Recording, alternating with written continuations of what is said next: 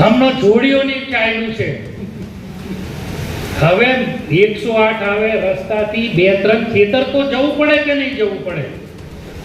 એના માટે કોક જગ્યાએ જયંતિભાઈ અભયસિંહભાઈએ રસ્તા મંજૂર કરાવ્યા, એટલે હવે હોડ જામીશ તમારા વિસ્તારોમાં સાહેબ. વિડીયો બનાવી મૂકવાના, પણ 108 ત્યાં ગઈ, ઉપરથી 2 ખેતરોથી ઉચકીને 108 ત્યાં આવે, ત્યાંથી દર્દી લઈને આવ્યું, એને કોઈ વિડીયોમાં નથી બતાવતા. એટલે આ 2 કાટલો નહીં ચાલે. આપણને માપવાનું, પોતાને માપવાનું જુદું, અને બીજો કયો માલ સામાન લઈને આવે તેને માપવાનું જુદું.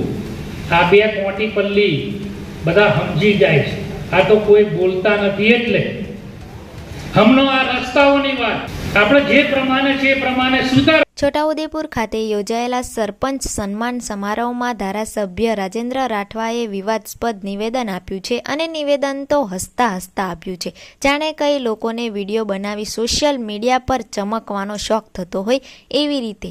જનતાનું ધારાસભ્ય મજાક બનાવી રહ્યા છે, એ જ જનતા તેમને વોટ આપીને નેતા બનાવ્યા છે. એ તો જુઓ, છોટાઉદેપુરના વિસ્તારમાં ના તો રોડ રસ્તા સરખા છે, ના તો 108 પહોંચે એવા ગામડાઓમાં, અંતરિયાળ વિસ્તારમાં ના તો રસ્તા છે. આ ધારાસભ્ય ઉપરથી પાછા સિવિલ એન્જિનિયરિંગ પણ છે, તો બનાવો રસ્તાઓ, ના કી મજાક. આ મામલે વિગતે વાત કરવી છે આ વિડીયોમાં. નમસ્કાર, હું છું આરકે, તમે જોઈ રહ્યા છો દો કદમ ન્યૂઝ.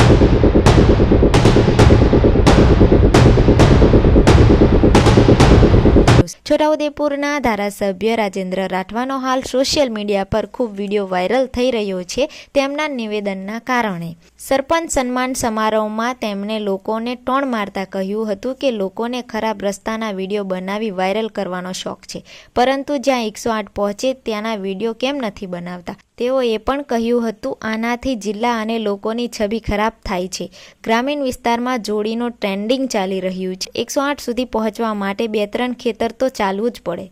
હવે સવાલ એ થાય છે કે ધારાસભ્ય જ આવું નિવેદન આપે તો ન્યાયની અપેક્ષા શું રાખવાની? 108 નથી પહોંચતી, તમારા રસ્તાઓ નથી, એટલે તો જોડીમાં નાખીને પ્રસૂતિ સમયે મહિલાઓને દવાખાને જોડીમાં નાખીને લઈ જવી પડે છે. તમારા રસ્તાઓ ત્યાં સુધી નથી પહોંચતા, એટલે તો વિડીયો બનાવવું પડે છે. પછાત વિસ્તારના લોકો તેમને વિડીયો દ્વારા પીડા વ્યક્ત કરે છે અને ધારાસભ્ય મજાક બનાવે છે. થોડા સમય પહેલા નસવાડી તાલુકાનો વિડીયો વાયરલ થયો હતો, જ્યાં એક ગર્ભવતી મહિલાને પ્રસૂતિની પીડા ઉપડી હતી. રસ્તાની સ્થિતિના કારણે જોડીમાં નાખી દવાખાને લઈ જવામાં આવી હતી, જે આશરે 400 થી 500 મીટર દૂર 108 હતી ત્યાં સુધી. ત્યારબાદ છોટાઉદેપુર જિલ્લાના કવાંટ તાલુકાના તુરખેડા ગામમાં હોસ્પિટલ ન પહોંચવાના કારણે, રસ્તાના અભાવને કારણે એક વ્યક્તિનું મૃત્યુ થયું હતું. આ બાબતે ગુજરાત હાઈકોર્ટે રોડ રસ્તા પ્રદેશમાં સુધારવાનું એલાન પણ કર્યું હતું, અને ધારાસભ્યનું આવું શરમજનક નિવેદન સામે આવ્યું છે. આવા વિડીયો એટલે નથી ઉતારવામાં આવતા કે ફેશન છે, પણ સામાન્ય લોકોને હાલાકીનો સામનો કરવો પડે છે એ બાબત બતાવવા માટે વિડીયો ઉતારવામાં આવે છે. આ મુદ્દે ધારાસભ્યને નિરાકરણ લાવવાનું હોય છે, ના કે લોકોની ટીકા કરવાનું. તમારું શું કહેવું છે આ મામલે? અમને કોમેન્ટ બોક્સમાં જરૂરથી જણાવજો. દો કદમ ન્યૂઝ સાથે જોડાયેલા રહેવા માટે સબસ્ક્રાઈબ કરો. હવે મળીશું નવા સમાચાર સાથે.